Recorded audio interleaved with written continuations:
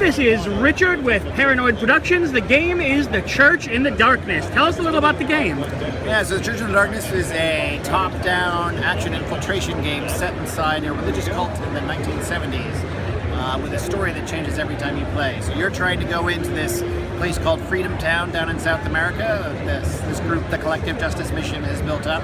And in there somewhere is your nephew Alex, and you're supposed to check on him, see if he's okay, see if he wants to leave, and see what's going on down there. Now, you say the story changes each time. How so?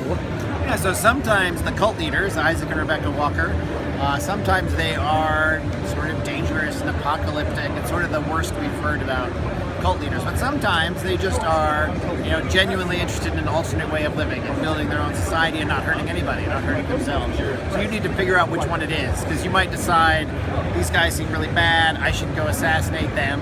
But you might, if you assassinated them and they weren't actually bad, then you're just the sort of person they were trying to get away from by moving down to South America. So it's almost like a moral choice system, but the game itself is changing with you. And you can play the game any way you want, too. You can play it lethally, you can play it non-lethally, quickly avoid the guards, choose to assassinate the leaders or not, choose to make Alex come with you or not. So we're really creating an open world and putting a bunch of systems in it and then letting you decide, what you want to do. Great. What sort of release schedule are you looking at for the game? So we're looking at next year, 2018. Okay, any sort of timetable for that? Or? As soon as humanly possible, okay. But also when it's done. Obviously.